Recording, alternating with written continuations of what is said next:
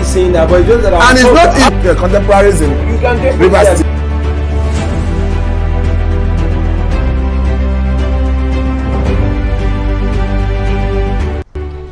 The 2023 general election is around the corner, and all the political gladiators are busy building up their muscles. For what?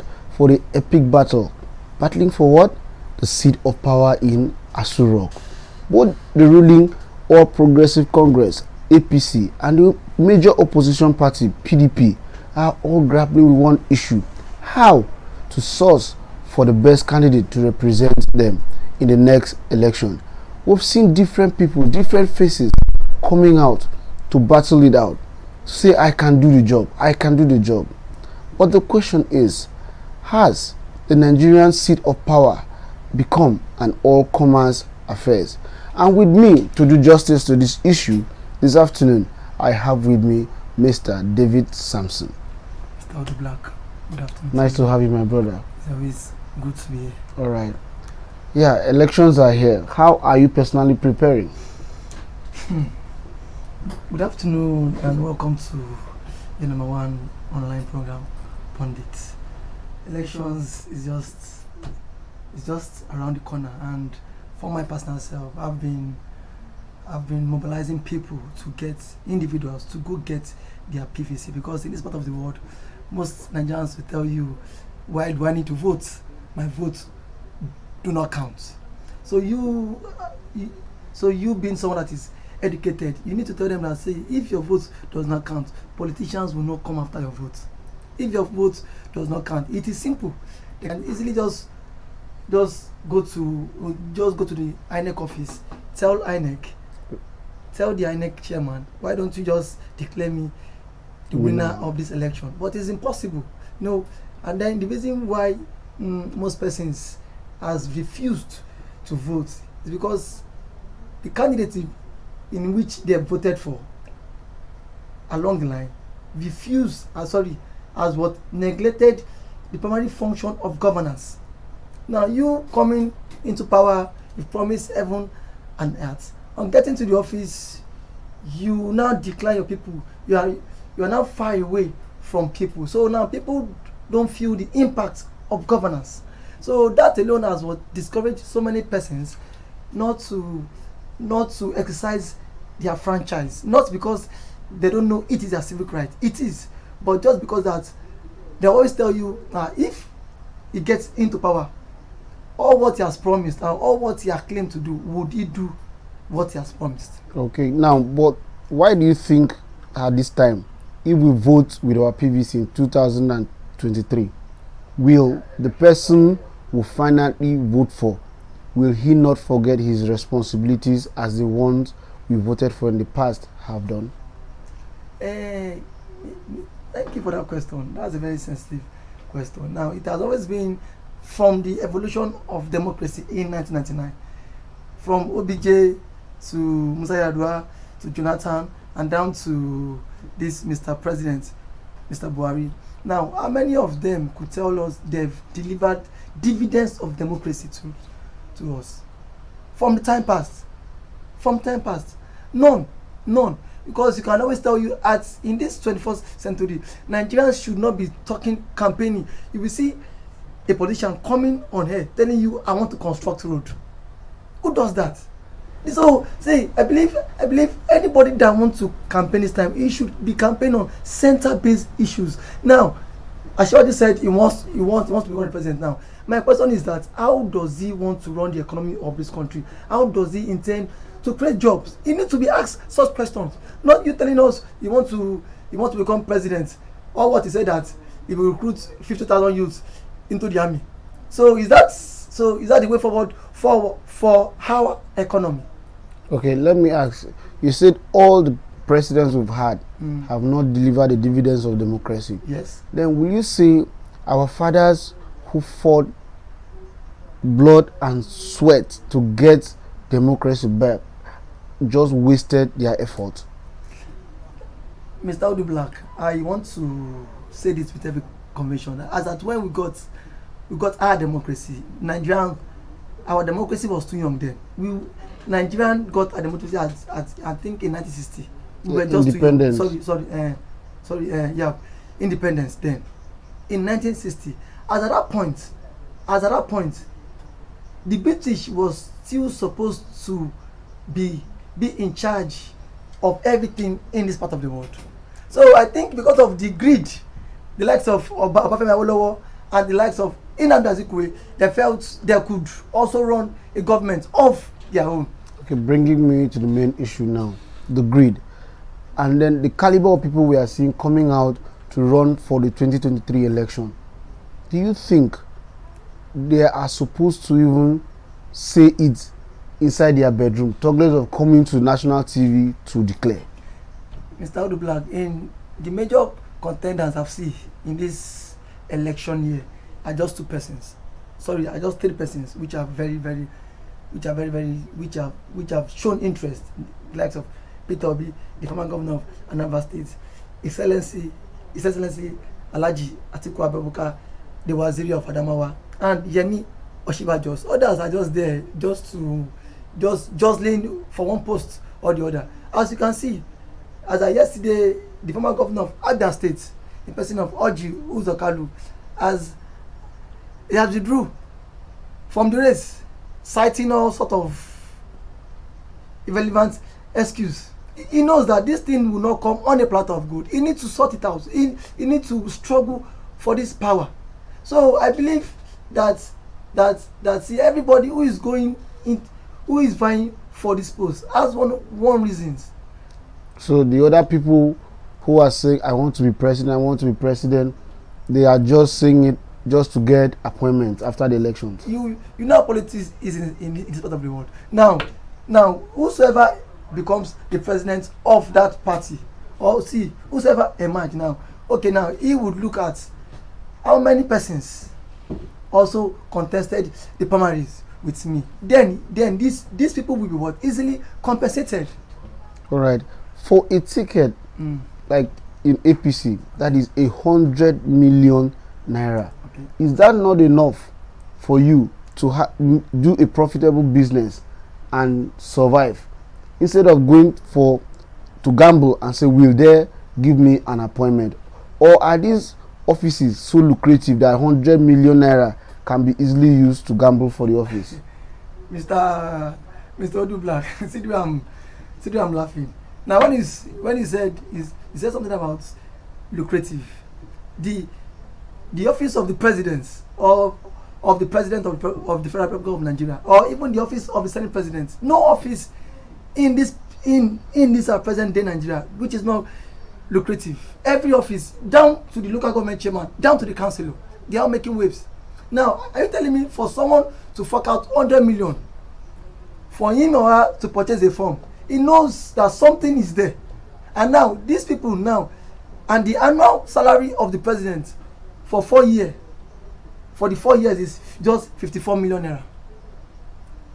Now, when you summit that, see, when the president comes on board, for the 4 years, the amount he will earn is 54 million naira. Not for a year, for 4 years. Just for 4 years. For 4 years, not for a year. Then how can he be selling? Can I buy a ticket for 100 million naira to go and earn 54 million naira? They will do, because one, now you, the commander-in-chief of the armed forces, controls everything in this part of the world. Now, you know, contracts will come in. If we want to what? Inflate contracts. If we want to lobby National Assembly for them to give his government loan, he runs the day-to-day of the government. So everything still boils down to his table. Now, even if he's not getting money from his basic salary, but see, with other stuffs being attached to that office, you know that office is very lucrative and juicy. Now imagine a president of the country, every month he gets 1.2 million for newspaper allowance, aside from his basic salary. Now if the president wants to travel, is he building a library? Is he building a library? I actually don't know. And then what? The National Assembly would pass it. Now the foods the president eats is at the expense of the taxpayers' money. He does not spend a dime. So you can see how juicy and lucrative that office is. So that is why most of the political gladiators want to go to that office, because now you have everything at your beck and call. You want to travel abroad, you go with the what Air Force jet without a penny. Everything now you want to purchase clothes, it is at the expense of Nigerian government. So see, that is the reason why you see everybody wants to become the president of Nigeria. That office is juicy until when there is a law that makes that office less attractive. You will not see all these top-notch politicians eyeing the office. I've always I've been saying this on diverse occasions. The office of the president of Nigeria needs to be less attractive, because if it's less attractive, for instance, if a man, let's say the basic salary of the president is 50,000 naira, with the likes of Asiwaju and Co want to contest, if the basic salary is 50,000 naira and there's no and there's no extra cost of bonuses attached to the office, just your basic salary 50,000 naira, do you think those eyeing that seat would want to become president of Nigeria? Is something wrong with people from our side of the wall? Because we feel politics is the only profitable business. When we heard the amount the new owner of Twitter acquired Twitter, Elon Musk, that amount is more than the net worth of Aliko Dangote and others in Nigeria. Why can't they sit down and think about different businesses to do if they are that good and they feel they can run the economy of Nigeria and deliver us? Mr. Odubak, now I want to state this, that the office of the president in this 21st century should not be in the hands of those that has primitive styles of governance. A person like President Muhammadu Buhari, when coming on board, what did he tell Nigerians? So stop insecurity, create jobs. Now, 7 years along the line. Now, can you compare the previous administration to this present day administration? Now, you as a media person, how many times has the president gagged the media? A lot of times. A lot of times. So I believe on this note now, we need a visionary leader that can think beyond outside his office. A governance that would understands modern day governance. Okay, everybody seems to talk about money, which region should the president come from, which party should the president come from, but nobody is asking what is your idea to come and do or to come and execute in office. Where and who should be blamed for that lack of interest? Okay, I thank you, Mr. Odu. I want to state this, and I want to say it with every conviction, that I've always told you I'm not a fan of zoning, because zoning give rooms to bad leaders. There's a lacuna there. You see what brought Buhari into power? Is it not zoning? Because even when it comes to zoning, you have miscreants. Because when the office of the presidency is being zoned to a particular region, you see those who are not supposed to even, those who ought not to even contest for the seat of president are also coming out boldly. Now, a person like President Muhammadu Buhari should be the least person that should have contested the seat of president in Nigeria, in the present day Nigeria, and should have won this election. Because what? It was zoning that brought him, and the region where he hails from as dictates who becomes the president, because that is where majority of the bulk vote comes from. So I've always told you, what we need now is competent. Who is competent, irrespective of, even if even if the person is Hindu, even if he's a Christian, even if he's a Muslim, even if he's an Yoruba man, even if he's a Akwabi man, Efik man, Igbo man, Hausa man, I don't care. What I want is a better Nigeria, and then a president that can deliver on the promises he had promised Nigerians. Not you telling us this and that, and now tomorrow you tend to do this. You see what happened? The president shut down border for good 5.5 years. Yes. A policy which most political analysts have said he does not want it. Now, of what use? How has the border closure benefited an ordinary Nigerian man? Can you get, now you said you don't want importation of rice into the country now. You shut the borders now. Ever since the border has been closed, how much do Nigerians still buy the bag of rice? You said you gave farmers money for them to grow rice.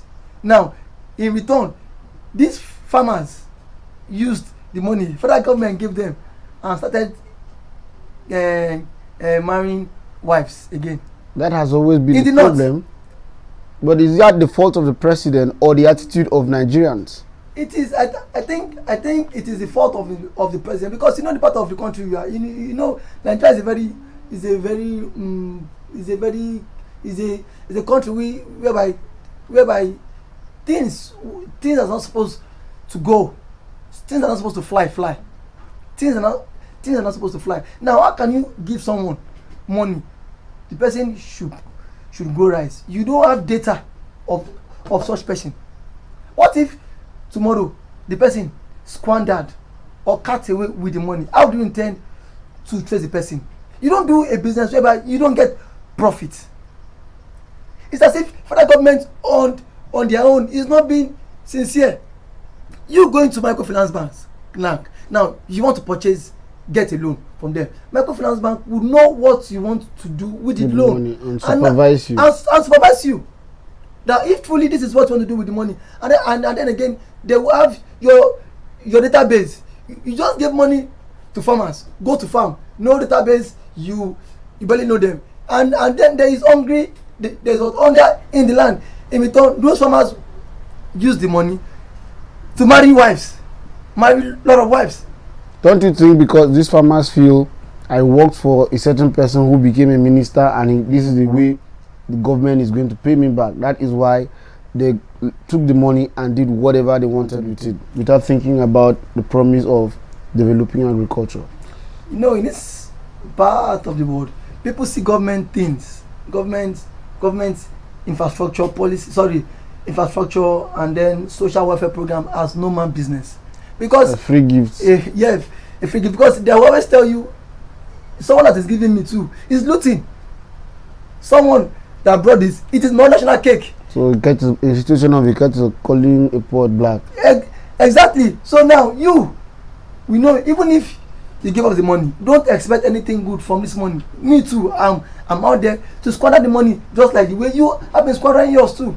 So people see government social welfare program, people see government infrastructure as no man business. That even if you have been giving money, government give you now, okay, now Mr. Dublack, take this certain amount of money, go to the farm and invest. Rather than you investing in that agriculture, you might even use that money and process your visa and flee the country, because in return. Mr. David. No, not I you. don't not like you. that example. No, not you. I just cited an example. Okay. Just that is what an average Nigerian man would do. We've seen on diverse occasions whereby government gave people, empower people with sewing machine. In return, the person went ahead and sell the sewing machine.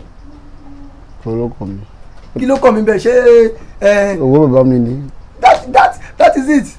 It is their father's money. So that mindset, until we educate such mindsets out of our mind, my brother, I don't think there will be a better Nigeria. Okay, we're talking about agriculture, that people abandoned the farmlands and took the monies and got married.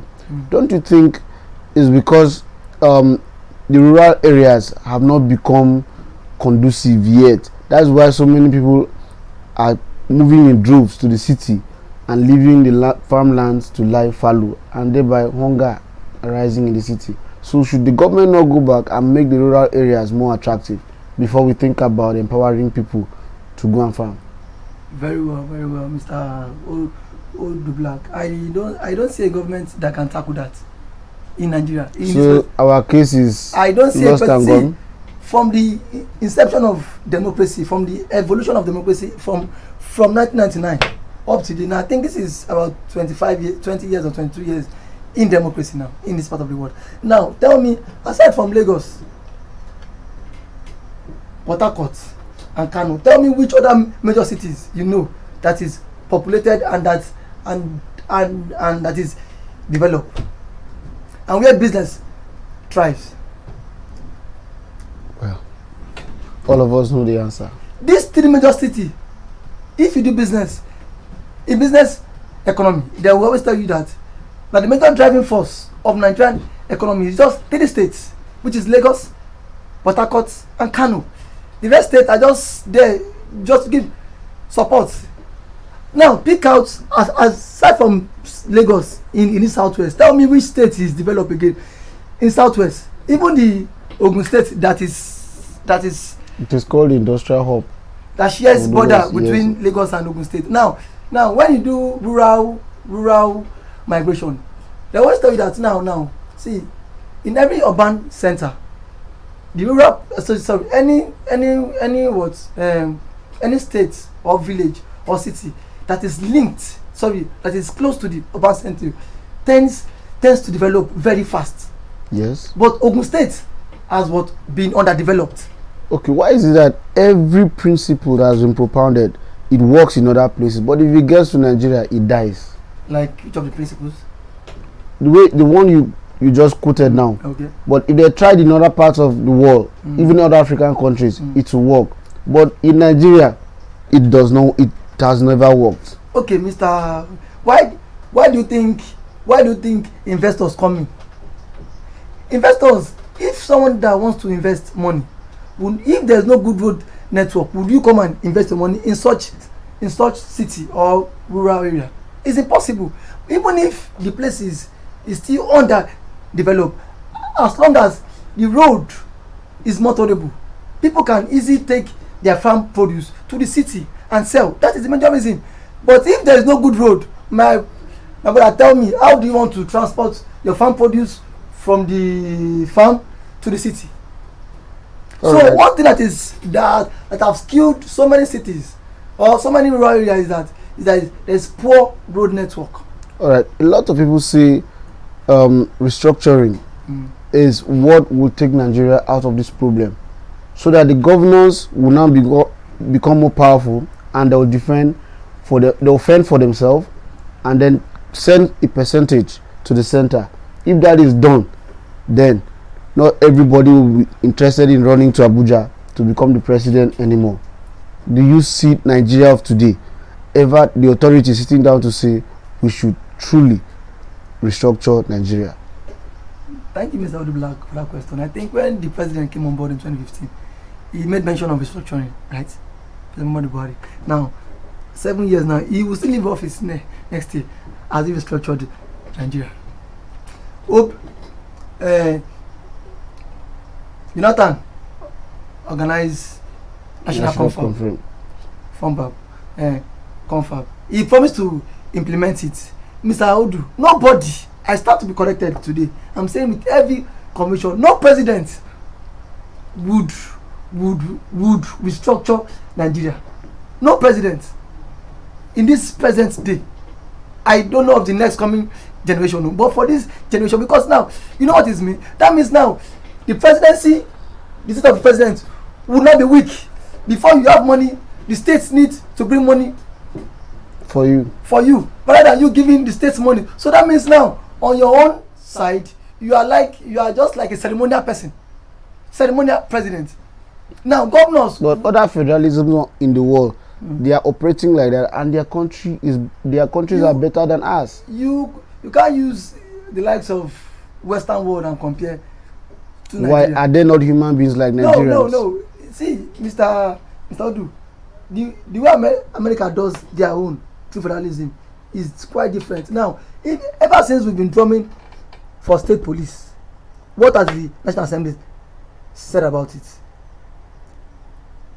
The National Assembly are not in support of state police, because now, even me, I am not in support. See, you see this issue So of federalism. we are all the same thing. Eh. You cannot be blaming them when you are not even in support of state police. Let me tell you something. You know what? This issue of federalism has advantage and disadvantage. Now, advantage in the sense that if a governor is in charge of police in the state, he can easily influence the police to do and undo Against his opponent. So that means in that state there might be no opposition. You know how our people are always intoxicated with power. He can even tell the Commissioner of police that nobody should be seen walking on the street. He has the right, and now he does not need to take order from the IG in Abuja. There's going to be a house of assembly in place that can check him. Have you ever seen in this part of the world the governor controls the house of assembly? You all know that when it comes to political times. Now let us.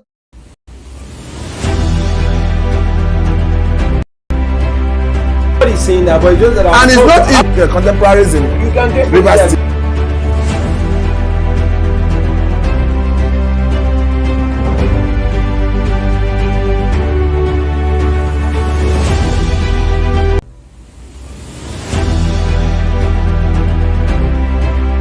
Nobody's saying that, but it's just that and it's not in the contemporaries in Rivers State. Okay, we're talking about, welcome back. Sorry for that break in transmission. My brother here was talking about the governor controlling our state house of assembly instead of the state house of assembly checkmating the governor, the excesses of the governor. Why is it? Because the governor has too much power? It is because who control the resources of the state, it's in the hands of the governor. He's the CEO of the state. So you see, haven't you seen a case whereby a governor has deprived a lawmaker representing a certain state's constituency their right? Obaseki did it for 3.5 years. He did not give them a dime. So how do you intend such lawmaker to run? How do you intend him to run the office? And then most of the things that all the benefits he was being deprived, and now you are saying such that the lawmakers should be checking the governor. But in Nigeria, reverse is the case. For 3.5 years, Obaseki deprived them all their dividends. Okay, the three people you've mentioned earlier on as your best candidate and most credible, why do you support these people? Do you think they'll bring ideological changes, or they will keep the same archaic, I will do roads, I'll bring water?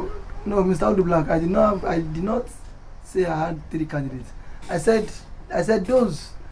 For you. See, the major candidates I am seeing in this election is Alhaji Atiku Abubakar, Peter Obi, Excellency Dr. Peter Obi, and the Vice President. Can you tell us the reason you view them as the most powerful and credible forces in this coming election? Okay, let me start from Oshibajo. Oshibajo is the current Vice President of Nigeria. Now, I don't know, some persons said he has the backing of the president. I don't know that. But in terms of Oshibajo delivering on the job, my brother, I stand to be corrected. Oshibajo will not do nothing. Oshibajo will not do anything for the country, because now let us go back to history. The Vice President is the head of what? Economic team, and he does not report to the president. The vice president he runs his own thing. No, now by constitution, the vice president is always the head of what economic team. And then again he will assemble some what economic experts. And CBN president. So now ever since Chibajo has been the head of economic team, how well is our economy? This is a man that is saying that he's telling Nigerians that what he has gathered a lot of experience and that he will continue from where the president stopped. Is it the suffering that will continue? That is it. No. When he said he will continue from the legacy of the president, so what does that imply to you? What does it imply to me? The same suffering, the same insecurity, the same lamentation, the same loan, keep borrowing loan. See, governance is beyond coming to speak grammar. Oshibajo is a good orator. He can speak. Everybody will clap, stand, everybody will approve him. But when it comes to governance, these are two different things. And we don't need an orator. We don't need an orator. We need a performer. We need a performer, someone that can deliver. For 7 years, no investor came into Nigeria. Tell me one. I've challenged many persons. A friend of mine who is a staunch member of APC was telling me how some investors. I said, see, these people are not on track. Now, he was telling me Buhari has done well in terms of infrastructure. How do you say a president has done well in terms of infrastructure? Where are the roads? Lagos Abeokuta Express Road, is that road motorable? Lagos Ibadan Express Road from 1999, series of governments still up to now. But should that be the blame of only Buhari? Of where? Lagos Ibadan Express Road. I'm not exonerating anybody. From 1999, OBJ ought to have proven himself by setting up a template that will work, but OBJ on his own and to failed. So see, that is where the failure has been generating from one government passing to the other one. The only person that was supposed to even perform was Alhaji Musa Yar'Adua, late Musa Yar'Adua. But see, death took him. Jonathan, who is a PhD, came on board and tell Nigerians, I had no shoe, I had no money, my wife is that, I'm a poor man like you. Nigerians what? See, Nigerians are so gullible. They will sympathize with you and vote you along the line. Now go to Jonathan's combat now. You see lot of designers, not shoes alone. Team, you see shoes. Okay, let's move to Alhaji Atiku Abubakar. Alhaji Atiku Abubakar, the Waziri of Adamawa. He has his own side of the story too. One thing I want to tell people is one thing I foresee Alhaji Abubakar when he was the economic team. You can see how well our economy is, and this is the only man that deregulates the telecom sector. If not for you now, if not for him, we maybe probably will still have Nitel. So you have 909. I don't know now, but he on his own hand, he had to bring in the likes of MTN, Airtel, Econet. See, he had to deregulate that sector just to make that sector competitive, and then to the issue of also, he also had his own blame. He sold our national assets. He sold it to who? To his phonics.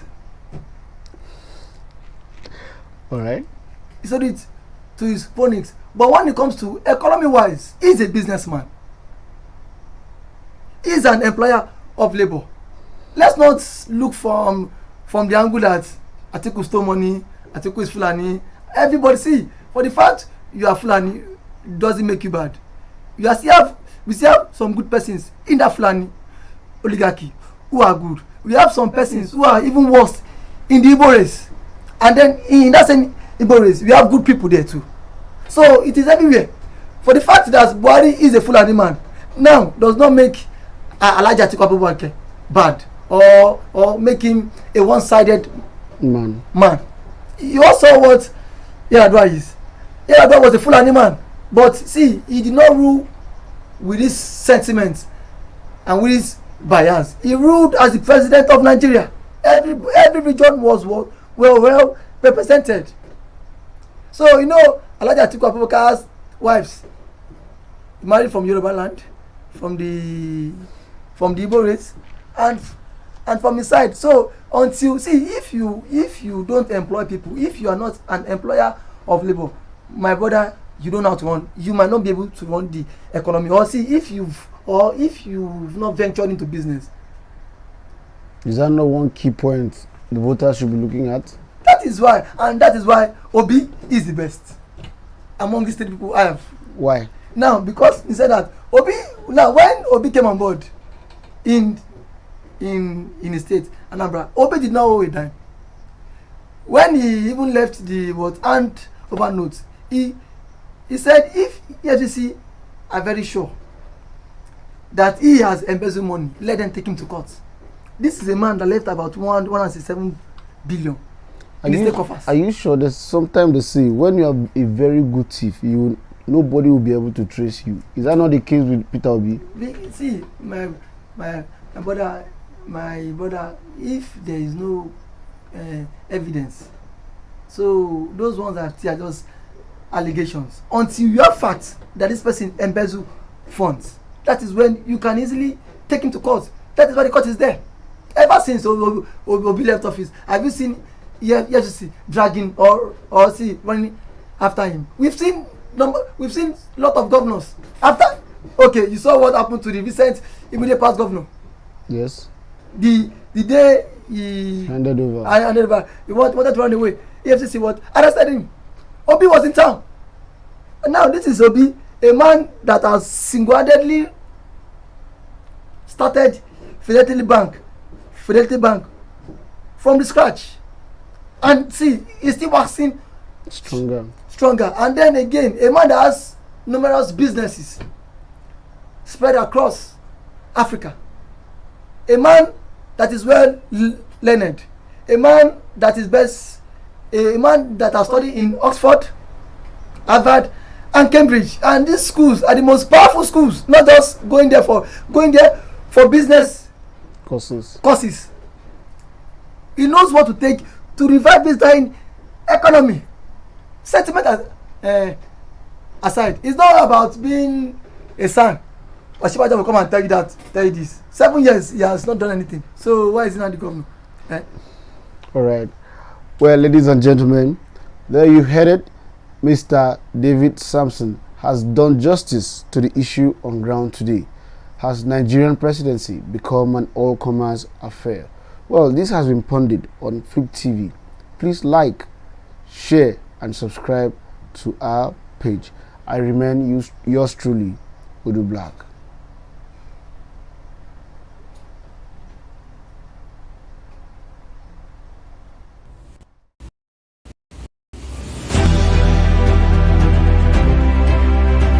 Saying that, but it's just that and it's not contemporarism. You can get